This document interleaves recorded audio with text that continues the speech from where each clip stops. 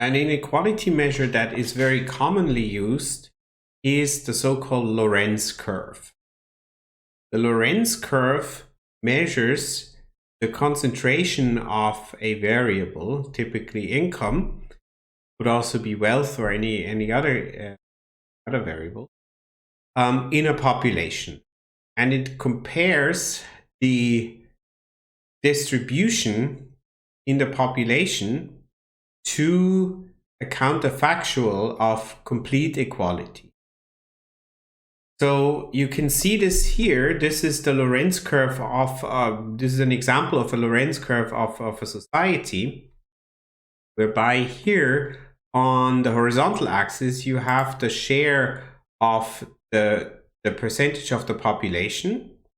And here you have the cumulative percentage of income. So how do you read this? You would say, let's start with 0.5. So this means that 50% of the population, and then you go up here, own about or have about 25% of all income.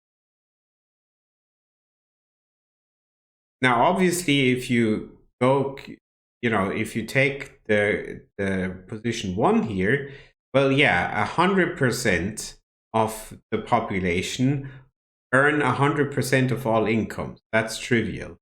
Everything that happens in between is interesting, because what that line here in the middle tells us is, where do we have absolute equality? Everyone earns exactly the same. So if we have absolute equality, we have a 45-degree line, because it means that 10% of the population earn 10% of all incomes, bottom 20% earn 20% of all incomes, and so on.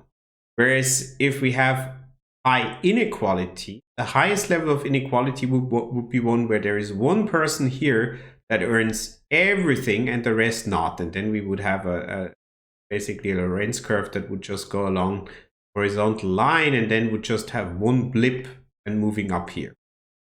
And so the closer the Lorenz curve is to the origin here, the more unequal is income distributed. Okay, because that means that, let's say if let's say very, very far down here, you could think about a situation where 70% of the population only earn 20% of all.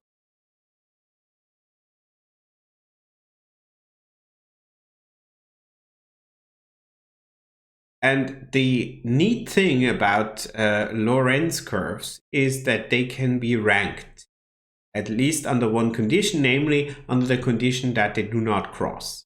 Right? So you may have situations where you have a greater inequality at the bottom than at the top of the distribution, and so then that Lorenz curve may cross with the Lorenz curve in another society where you just have inequality more generally, and then it's very hard to compare them. But typically they don't cross. So I'll show you some examples where they do cross, then we cannot compare them. We can only compare them if they cross. If they don't cross. So here is an example. So here, very clearly in this example on the left, the curve for society A indicates a lower level of inequality, for society B a higher level of inequality. Okay, so because income is more concentrated in society B, so if you take a given, let's say the median is here, so the 50% of the people would in society A earn, 30% of all incomes, and in society B only maybe 10% of all. So this is comparable. We can say that A, Lorenz dominates B, and so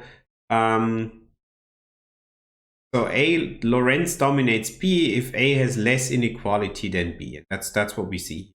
Whereas here, those two curves, so you have, let's say in society B, a lot of inequality in the bottom 50%, but not so much at the top, and so for that reason, those two Lorenz curves cross, and it's not, you cannot say which one is, represents a more unequal society. It's impossible to say from that. Whereas here we see some examples, real world examples.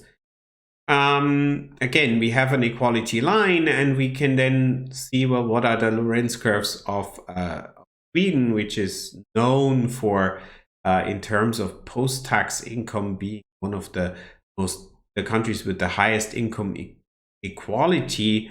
And then Brazil, as a middle income country, is known for having a fairly high inequality. And you can easily see that. But you couldn't, for example, say whether India is more unequal than China. I mean, they look fairly similar to begin with, but their two Lorenz curves actually cross. So that there we cannot say that. But so the Lorenz curve for measuring income concentration is an important tool.